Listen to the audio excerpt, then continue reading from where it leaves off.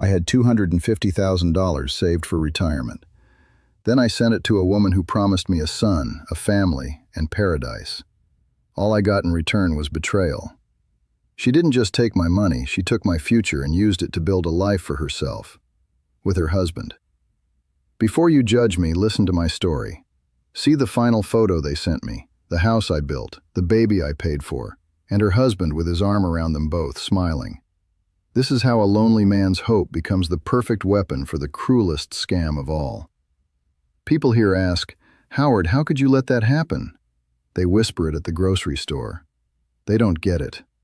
They don't understand the intoxicating power of a late-in-life second chance. They don't know what it feels like to hear the words, "Honey, I'm pregnant," when you're 62 and believe your chance at a legacy has long passed. That sentence is supposed to be the foundation of a family, a bond. What they don't tell you is that it can also be the most expensive sentence in the world, the final, checkmate move in a game you were losing from the very first hello. And my game was over long before I even knew it had begun. Before the Philippines, my life was a flat, gray line. For 40 years, I clocked in at the same factory, stood at the same station, and watched the same clock on the wall. The noise was deafening, a constant roar of machinery that vibrated through the soles of my boots, but the silence when I got home was worse. I'd walk into my little house, the one my parents left me, and the only sound would be the hum of the refrigerator. I'd eat a frozen dinner standing over the sink, watch a game show host shout at people who were living big, exciting lives, and then go to bed, just to get up and do it all over again. It wasn't a life, it was a waiting room. The walls were beige, the furniture was old, and the air was stale with the smell of decades of being alone. I felt like I was living in a waiting room for death, a sterile, quiet place where you just sit and wait for your number to be called. I was invisible. At work, I was just another pair of hands. In town, I was just a quiet guy who bought the same groceries every Tuesday. I'd see other men my age with their wives, their grandkids piling out of the car, and I'd feel a pang of something I couldn't even name. It was like they were living in full color and I was stuck in a black and white movie. My weekends were a monument to emptiness. I'd mow the lawn, fix a leaky faucet, and watch other people's lives unfold on television. I had coworkers, sure, but our conversations were about overtime and the weather. They'd talk about their kid's baseball game or their anniversary dinner, and I'd just nod along, a spectator to the sport of living. I wasn't bitter, not really. I was just absent. I had accepted my role as a background character in everyone else's story. A silent, lonely man who paid his bills on time and never caused any trouble. The world just didn't seem to have a part for me to play. As my retirement date got closer, a quiet panic started to set in. The factory, as soul-crushing as it was, had been my entire world. It gave my days a shape, a purpose, even if that purpose was just tightening a bolt. The thought of facing endless days with nothing but the television and my own thoughts was terrifying. That $250,000 nest egg felt less like a reward and more like a pile of meaningless paper. It was a monument to a life of diligent, joyless saving. What good was it if there was no one to share it with, no memories to build on top of it? It was a foundation with no house. Then one day, a guy from the assembly line, Dave, who had just retired, sent a postcard to the break room. It was from Thailand. He was standing on a white sand beach, arm in arm with a smiling woman half his age. The sun was shining, the water was turquoise, and he looked happy, truly happy. That night, for the first time, I didn't turn on the TV. I sat at my old desktop computer and typed American expats in Southeast Asia into the search bar. That's when I saw a picture of a beach in the Philippines, and a little flicker of something I hadn't felt in 30 years ignited in my chest. It was the first glimmer of a dangerous idea. That search bar became my rabbit hole to another universe. For the first time, I wasn't just watching other people live. I was researching how to start living myself. My little Minnesota town disappeared, replaced by the electric glow of YouTube videos and expat forums.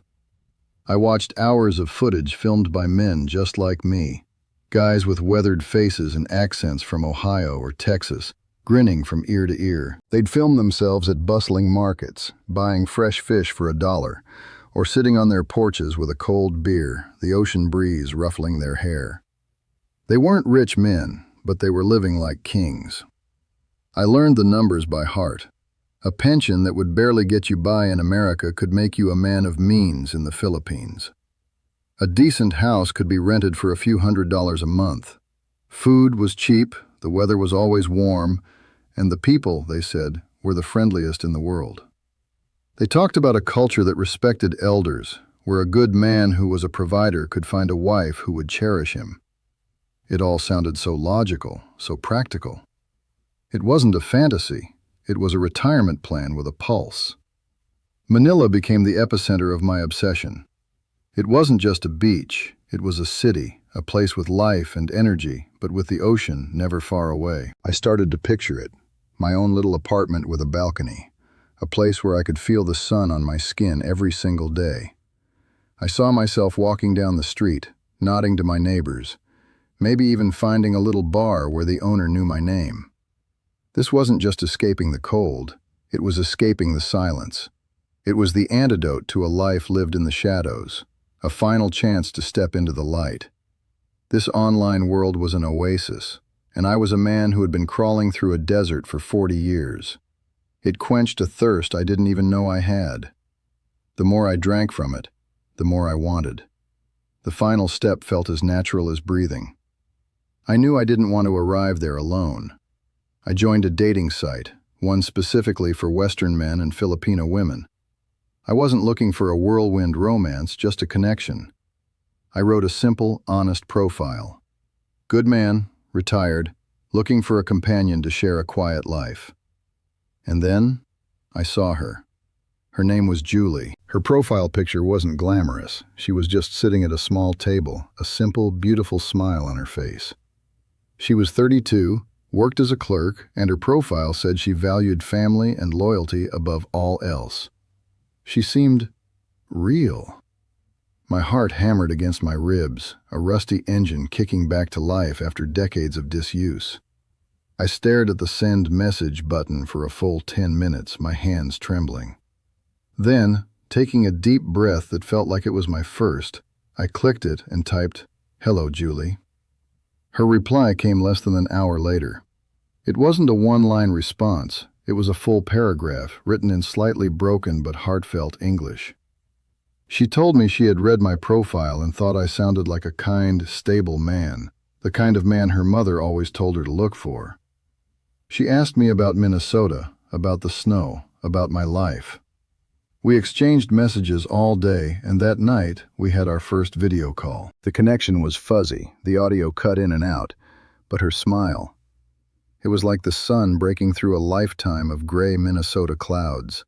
For the first time in 40 years, I went to bed feeling like I wasn't alone in the world.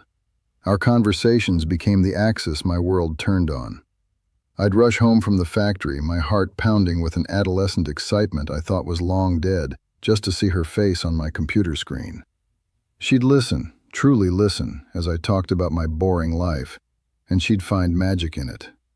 She'd laugh at my dumb jokes and call me my handsome Howard. I was no longer an invisible man in a beige house. I was a man of substance, of interest, of value. I was living for those calls, for the 3 hours every night where I felt like the most important man on earth. The $250,000 in my retirement account suddenly had a purpose. It wasn't just for me anymore, it was for us. After a month of nightly calls, I booked the ticket. It was a 3-week trip, a ridiculous amount of money for a guy who used to reuse his tea bags. But it felt like the most rational decision I had ever made. I was alive. I was buying a ticket to go and live the life I was building online. Landing in Manila was a sensory assault. The wall of heat and humidity that hit me when I stepped out of the airport, the chaotic symphony of car horns and shouting vendors, the sweet and sour smell of street food mixed with exhaust fumes. It was a world away from the sterile silence of New Richland. It was terrifying, and it was the most beautiful thing I had ever experienced. I saw her standing just past the customs gate, holding a small, hand-drawn sign that said Howard. She was smaller than I imagined, and 100 times more beautiful. The moment our eyes met, any fear I had just evaporated. She ran to me, not a hesitant walk, but a full run, and threw her arms around my neck. I was a 62-year-old man who hadn't been hugged in decades, and here was this vibrant, beautiful woman clinging to me like I was a soldier returning from war. It was the best moment of my life. I felt my whole body relax, a tension I had been holding for 40 years releasing in an instant. This was real. Those first days were a golden haze of pure, uncut happiness. We walked through the crowded streets of Manila hand in hand, and I felt 10 feet tall. Julie was my guide, my translator, my everything. She'd haggle with street vendors with a fierce smile, then turn to me and place a piece of sweet mango in my mouth. She treated me with a mixture of reverence and affection that was utterly intoxicating. She would look at me with these wide, adoring eyes, as if I were the most fascinating man she had ever met. Men half my age with more hair and less gut would look at me with envy. Me, Howard from the factory, an object of envy. She had planned everything. After a few days in the city, she took me to Palawan, to a small beach bungalow she had found online. It was paradise. The sand was as white and fine as sugar, the water a shade of turquoise so vivid it hurt the eyes. We spent our days swimming in the warm ocean, and our nights sitting on the porch of our bungalow, drinking cheap, cold beer and listening to the waves. She'd lay her head on my chest, and we'd talk for hours about the future, about the house we would build, the life we would share. I had never felt so content, so utterly at peace. This was the picture I had saved for 40 years to buy. Every day felt like a scene from a perfect movie, a romance where the lonely old man finally finds his leading lady. I was the star, and the world was my set. She made me feel young again, not just with her affection, but with her energy. We went island hopping on a small boat. We hiked to a hidden waterfall. We rode on the back of a sputtering tricycle taxi, laughing as we bounced over the dirt roads. I was doing things I had only ever seen other people do on television. My life was no longer a black and white film. It was a blockbuster in glorious technicolor, and every single frame was filled with her smile. I had never felt so powerful. In Minnesota, my $250,000 was just a number on a statement, a theoretical comfort. Here, it was a magic wand. I could rent the best bungalow, order anything on the menu, buy her the pretty dress she admired in the shop window. Seeing her face light up when I gave her a gift, a simple string of pearls, was a bigger rush than any paycheck I had ever earned. I wasn't just a retiree, I was a provider, a protector, a man who could make dreams come true. She called me her king, and for the first time in my life, I actually felt like one. The joy I felt was sharpened by the memory of the life I had left behind. I'd think about the gray slush of a Minnesota winter, the silent house, the frozen dinners eaten over the sink, and it would all feel like a bad dream I had finally woken up from. Here my life was filled with color, with sound, with the constant, warm pressure of her hand in mine. It was a complete reversal of my existence. I had spent a lifetime in the shadows, and Julie had pulled me into the sun. I felt a profound sense of gratitude, not just to her, but to whatever twist of fate had led me to that dating website. We started making concrete plans. Julie's family owned a small piece of land in her home province, she said. It wasn't much, but it was near the beach. We could build our house there, a small, simple place with a big porch where we could watch the sunset. We would have a garden. She would teach me how to cook the local food. She'd talk about it with such certainty, such detailed passion, that I could see it all perfectly. The dream was no longer a vague fantasy. It had blueprints, it had a location, and all it required was for me to say yes, to provide the funds to make it happen. The 3 weeks flew by in what felt like 3 days. Standing at the airport saying goodbye was the hardest thing I had ever done. She cried, real tears streaming down her face, and begged me not to forget her, to come back soon. I held her and promised I would. I told her I would start the process as soon as I got home, that I would send the money to start building our home. It was a promise I was desperate to keep. I was leaving a part of myself there, on that island, with her. It was a perfect script, a storybook romance, and I was playing my part beautifully, delivering my lines with a conviction that came from the deepest parts of my soul. Every moment was more magical than the last. Every shared glance a confirmation that I had finally found my purpose. Looking back now from this cold basement, I can see the whole thing with a horrifying clarity. I should have realized that a story this perfect, this tailor-made to my deepest desires, was too good to be true. I should have asked who wrote the script, but I didn't want to see. I couldn't bear the thought that I wasn't the hero of the story, but just the guy financing it. The flight back to Minnesota felt like a journey backward in time, from a world of vibrant color to one of muted gray. The moment I stepped into my silent, beige house, the joy of the past 3 weeks felt like a movie I had watched, not a life I had lived. But I had her promise, and I had a mission. Julie called me the moment I landed, her voice frantic with excitement. She said she had spoken to a local contractor, a cousin of a friend, who could get us a good deal on the materials to start our house, but we had to act fast. He needed $5,000 to secure the lumber and hollow blocks before the prices went up. It was the first withdrawal from my life savings. I saw my life savings as this vast, deep lake, and this was just one small cup of water drawn from it. It felt good, powerful, like I was laying the first stone of our future from halfway across the world. A week later, the second request came. It arrived in a tearful, late-night call. Julie said an urgent family emergency had come up, and she needed help immediately. It was another $3,000. My mind, trained for 40 years in the simple logic of cause and effect, saw this not as a demand, but as a test. A man takes care of his partner's family. That's what a good, honorable man does. I was proving I wasn't just a tourist looking for a good time. I was a future husband, a future son-in-law. I was investing in the family that was about to become mine. The fissure in the dam widened almost imperceptibly as I wired the money, telling myself the sound of cracking was just the house settling. The emergencies started to have a rhythm. After the family emergency passed, Julie's laptop suddenly died.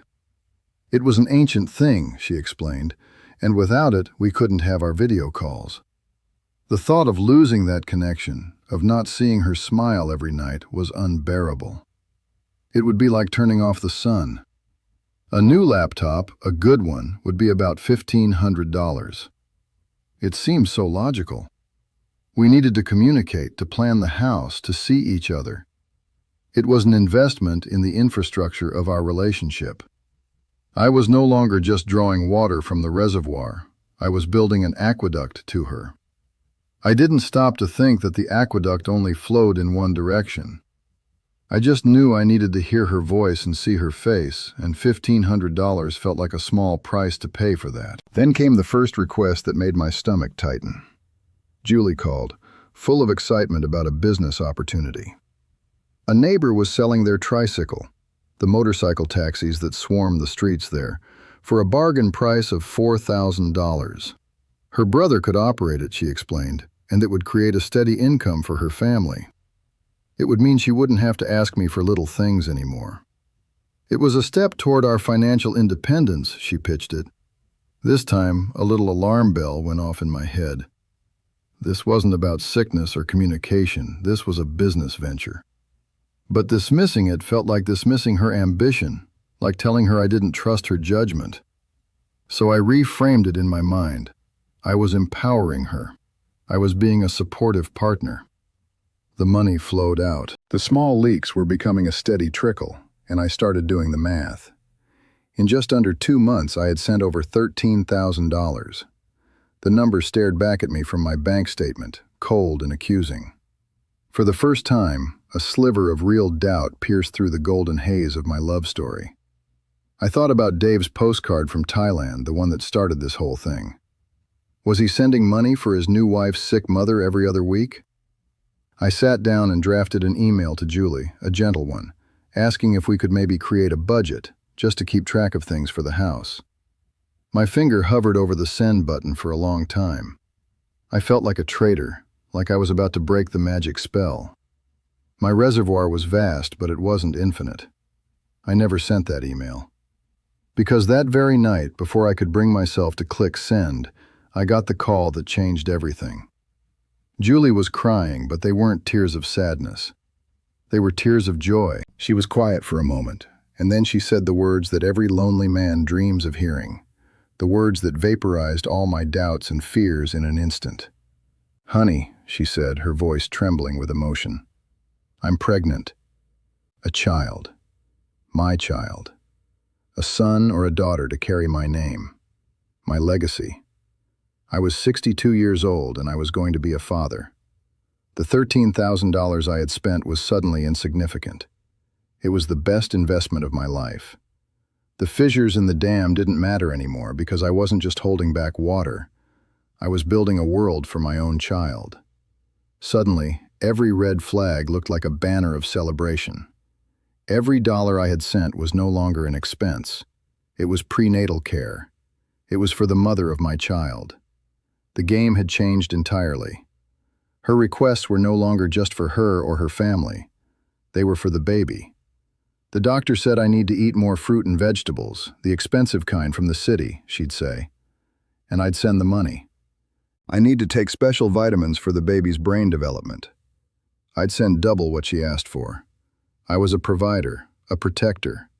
My primal biological programming kicked in with the force of a freight train. My purpose was no longer just to build a house. It was to build a healthy human being. I was a father, and this is what fathers do.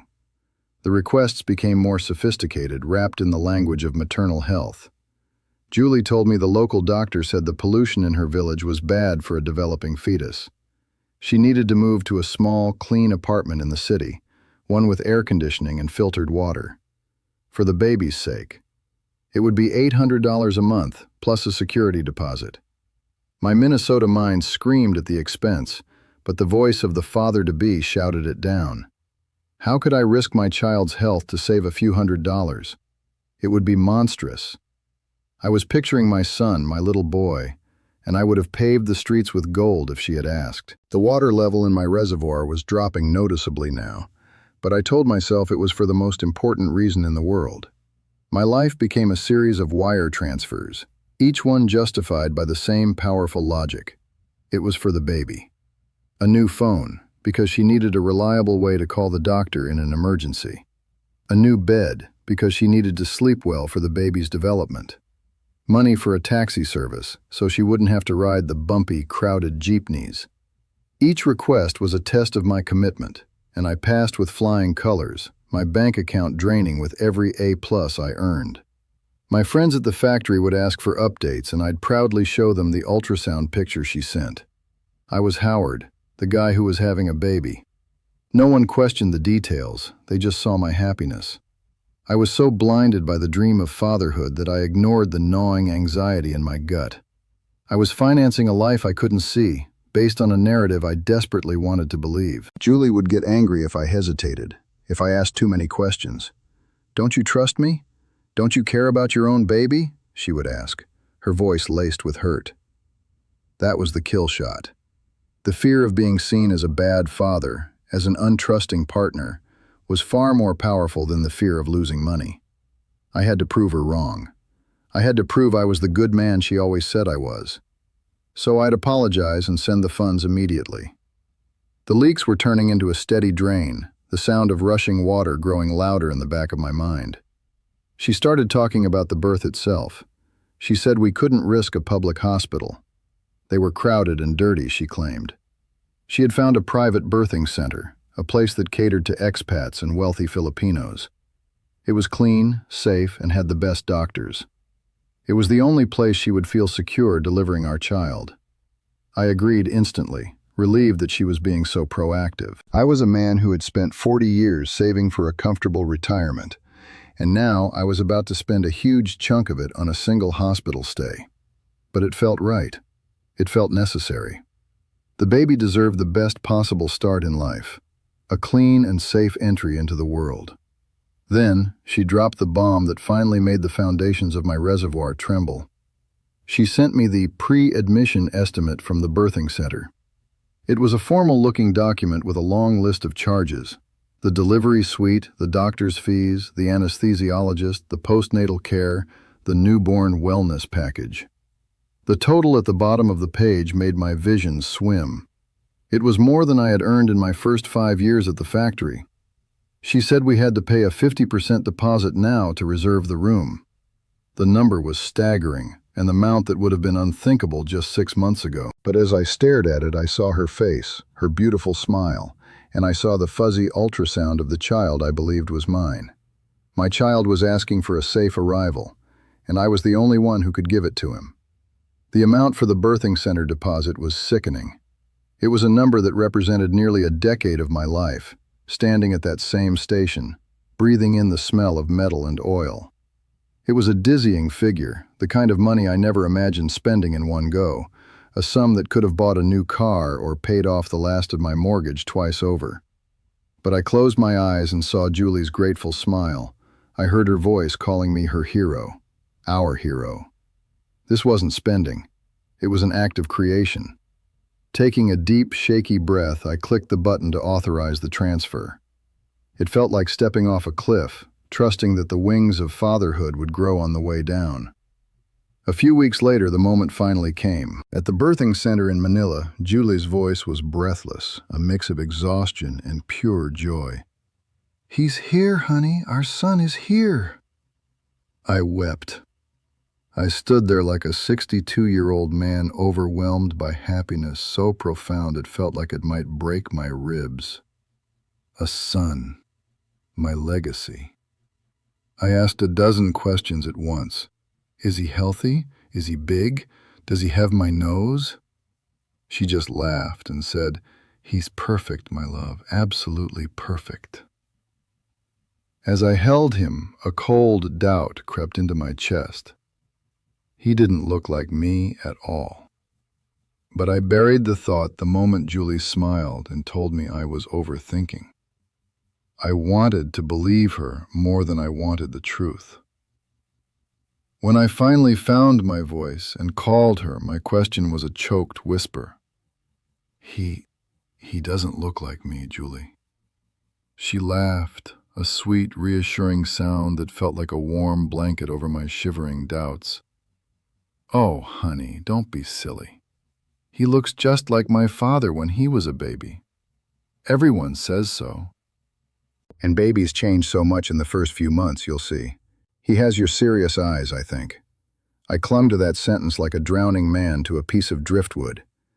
He has your serious eyes. I replayed the moment in my head, desperate to see myself in that tiny stranger. I chose to believe her. What other choice did I have? I was already so deep, the money already spent, the emotional investment already made. To admit the truth now would be to admit I was the biggest fool in the world. So I became her accomplice in the lie. I sent a message to my coworkers. "Meet my son." I bought a digital photo frame and put his picture on my nightstand. I started to love him, or at least the idea of him. I loved him because I had to. He was the justification for everything I had lost, the reason for the rapidly draining lake of my life's savings. With the good news, the final push began. Julie said we had to secure our son's future immediately. The family land was no longer enough. Her cousins were threatening to sell the adjoining parcels to a developer. For a large, single payment, one of the last major pieces of my savings, we could buy it all, creating a legacy estate for our boy. This was the big one, the move that would cement our family's future or shatter mine. As I stared at the wire transfer form, my hand was shaking. But then she sent me a new picture of the baby with the text, "Your son is smiling at you." I took a deep breath and I typed in the authorization code. The final transfer was the point of no return. It wasn't just a number on a screen, it was the sound of the door to my old life slamming shut and locking behind me. With the land secured, I liquidated everything else. I sold the house my parents left me, cashed in the pension I'd spent a lifetime accumulating, and drained what remained of my 401k. The numbers were terrifying, but I refused to look at them. I was a general burning his ships on the shore of a new world. There was no retreat. Every dollar was a brick in my son's future, a testament to my commitment. I was no longer just a provider. I was a founder, a patriarch building a dynasty from scratch. I booked a one-way ticket to Manila. There was a wild, manic energy to my last days in Minnesota. I was saying goodbye not just to my sister, but to Howard, the factory worker. That man was dead. I was flying to my real life, the one waiting for me in the sun. I packed my father's old watch and a framed photo of my mother, the only two things I kept. I was bringing my ancestry to my legacy. I imagined seeing Julie again and holding my son in my arms once more. That one perfect moment would be the payoff. The grand finale that made every sacrifice, every doubt, every terrifying wire transfer worth it. I believed I had finally found my home. When I arrived back at the birthing center 2 days later, everything felt surreal. Julie looked exhausted, but she smiled when she saw me. Then I held the baby again and believed I was holding the son I had sacrificed everything for. Later that same day, an email slipped into my inbox. The sender's name was unfamiliar, something Filipino, and the subject line was just Julie's name. I almost deleted it, thinking it was spam, another low-level scammer trying their luck. But a cold, sickly feeling, the same one I'd been swallowing for months, made my hand freeze. I clicked it open. The message was short and jagged, written in furious, broken English. It was a torrent of accusations, words like money, promise, wife, and a name, Miguel, that made no sense. It ended with a sentence that stopped my heart. "You are not the only one she lied to." My blood ran cold. The room started to spin. I fumbled for my phone, my fingers feeling like fat, clumsy sausages. I needed to hear Julie's voice, to have her laugh and call me a silly old man for worrying. I needed her to patch the gaping hole that had just been blown through the hull of my reality. When she finally answered, her voice wasn't the warm honey I was used to. It was flat, cold steel. "Howard, what is it?" I read her the email, my own voice a strangled croak. I asked her who Miguel was. The silence that followed was the loudest sound I had ever heard. The confession wasn't a tearful breakdown. It was an execution. "Miguel is my husband," she said, her voice completely devoid of the warmth and affection I had come to live for. It was the voice of a stranger closing a business transaction. "The baby is his. He lost his job and we needed the money. You were a kind man, Howard, very generous." The words didn't compute. They were just noise, static on a dead channel. My dream, the house, the family, my son. It wasn't a dream I had built. It was a movie I had paid to watch, and the credits were rolling. I was just the financier. Before I could even process the words, my laptop chimed again. It was another email from Miguel. There was no text this time, just an attachment. My hand shook as I clicked to open the image. It was a photograph. There was Julie, beaming, holding the baby. And next to her, with his arm wrapped proudly around her shoulders, was a young Filipino man. My son. The baby I had paid for was in another man's arms. They were standing in front of a house I recognized instantly from the construction photos Julie had sent. My house. Below the image, a single line of text burned itself into my brain. "Thanks for the house and the money for my son, old man." So if you're out there, a man like me, sitting in a quiet house with a lifetime of savings and a heart full of loneliness, listen to me. When you go online and see those smiling women who make you feel seen for the first time in decades, you have to understand the game you're playing. That deep, powerful need to be a provider, to build one last thing of value, is the most dangerous part of you. It's a blind spot they can see from 1,000 miles away. Let me ask you, is your dream of a family so powerful you're willing to finance it for another man? Here are the lessons you can learn from my ruin. A pregnancy that appears right after you've sent a large sum of money is not a miracle. It's a business transaction. When she says, "If you loved me, you wouldn't ask for a test," you must understand that trust is the smokescreen for the trap.